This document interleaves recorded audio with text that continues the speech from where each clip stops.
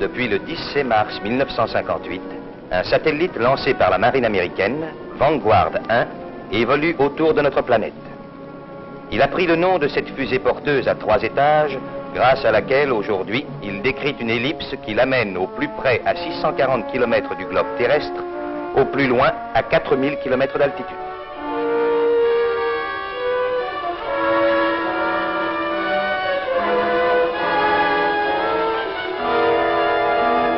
Vanguard 1, après avoir été placé sur son orbite, accomplit le tour de la Terre en 134 minutes à une vitesse d'environ 30 000 km/h. Des stations de repérage échelonnées autour du monde captent ces précieux radiosignaux. Celle-ci, située en Afrique, transmet comme toutes les autres chaque signal reçu au centre de contrôle Vanguard du laboratoire de recherche de la marine à Washington. Interprétés, les radiosignaux arrivent au centre d'évaluation Vanguard. Un ordinateur électronique enregistre ces derniers qu'il restitue à raison de 40 000 opérations secondes sous forme de renseignements scientifiques.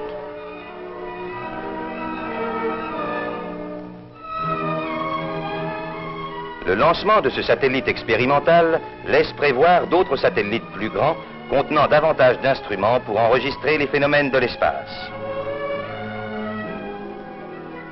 Voici quelques-unes des étapes dans la construction de ces nouveaux Vanguard. La coque sphérique est soigneusement traitée pour recevoir des couches d'or, de magnésium, chrome, monoxyde de silicium et d'aluminium.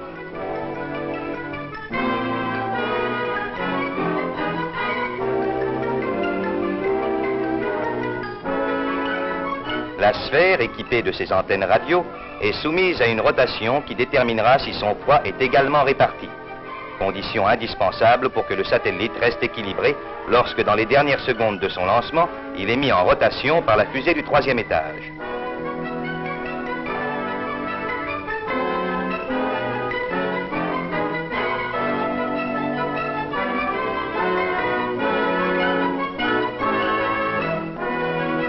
Les techniciens n'abandonnent leur travail que lorsqu'un équilibrage parfait a été obtenu, vérifié et contrôlé à l'aide d'instruments de mesure de haute précision.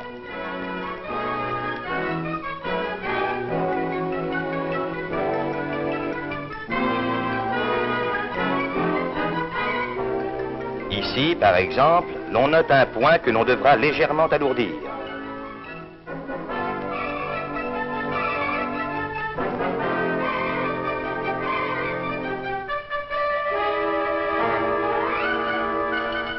À l'intérieur du satellite, luisant comme un miroir, un support recevra les appareils d'enregistrement et les émetteurs radio.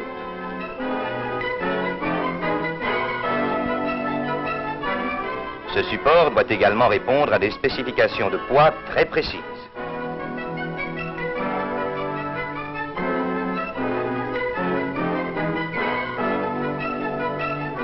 Dans cette chambre thermique, l'on étudie sur une partie du satellite les effets que l'on prévoit obtenir au contact des températures qui sévissent dans l'exosphère.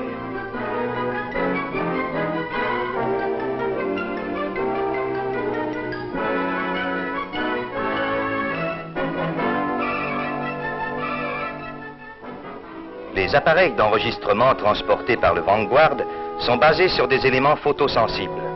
Ils absorbent et par conséquent enregistrent et mesurent l'énergie solaire et les particules chargées d'électricité qui abondent dans l'espace. Ces minuscules éléments photosensibles sont assemblés avec une précision d'horloger.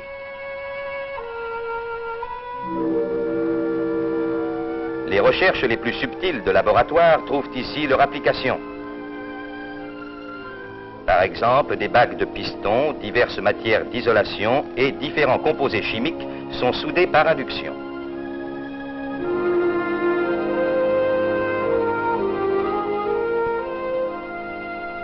Chaque pièce doit être doublement contrôlée pour la sûreté de son fonctionnement et son efficacité.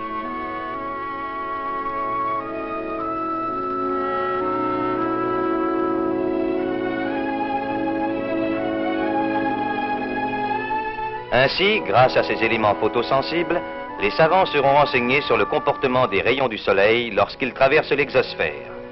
Ce sont ces mêmes éléments photosensibles qui alimentent la batterie solaire de l'un des deux émetteurs du Vanguard 1. Par ce système, permettant à la batterie de se recharger d'elle-même, l'émetteur fonctionnant sur 108,3 mégacycles devrait transmettre indéfiniment ces messages.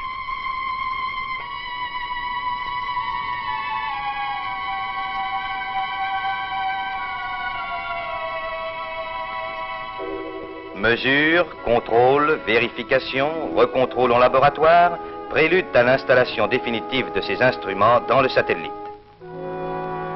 Celui-ci, de 50 cm de diamètre et d'un poids de 10 kg, contient un ensemble d'appareils miniatures qui ont atteint chacun une perfection étonnante.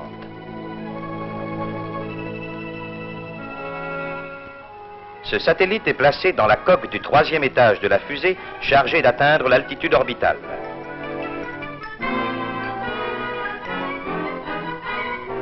Voici les deux premiers étages d'une fusée Vanguard, fusée conçue uniquement à des fins scientifiques. Selon les techniciens, c'est l'un des engins actuellement le plus au point pour le lancement des satellites.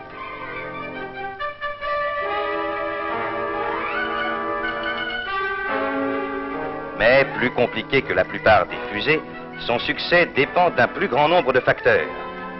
Le mauvais fonctionnement d'un seul à l'allumage final entraînerait l'échec de l'ensemble de l'opération. Un contrôle directionnel des deux premiers étages est effectué lors de cette opération. Verrouillé à la plateforme de lancement, le premier étage reçoit son carburant pour un essai d'allumage. Du propergol liquide, oxygène liquide et kérosène, fournit 63% de l'énergie voulue pour porter les étages supérieurs à l'altitude orbitale.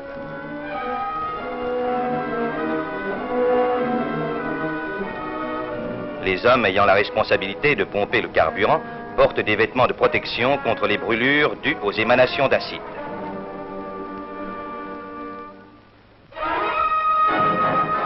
Depuis un blocos, les ingénieurs observent l'allumage et le fonctionnement de cet étage de la fusée. Des projections d'eau empêchent la plateforme de brûler.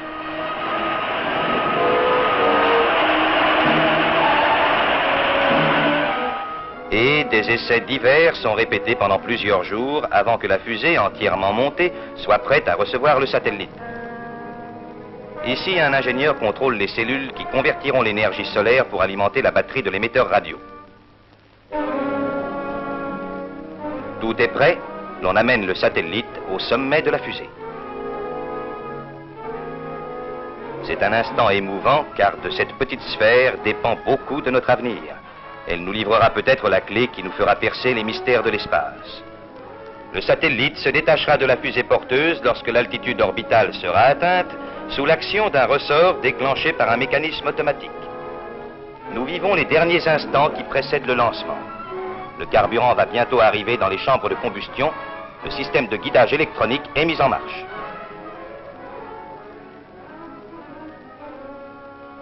Le satellite est maintenant en place dans le 3e étage de la fusée, une coque en matière plastique revêtue de titane pouvant affronter la chaleur due à la traversée de l'atmosphère.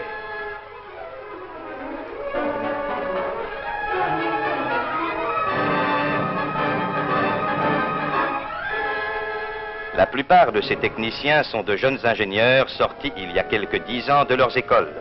Ce sont eux qui ont conçu cette fusée de 22 mètres et nous comprenons l'émotion que cet instant présente pour eux. 4, 5, 7, 8, 9, 10.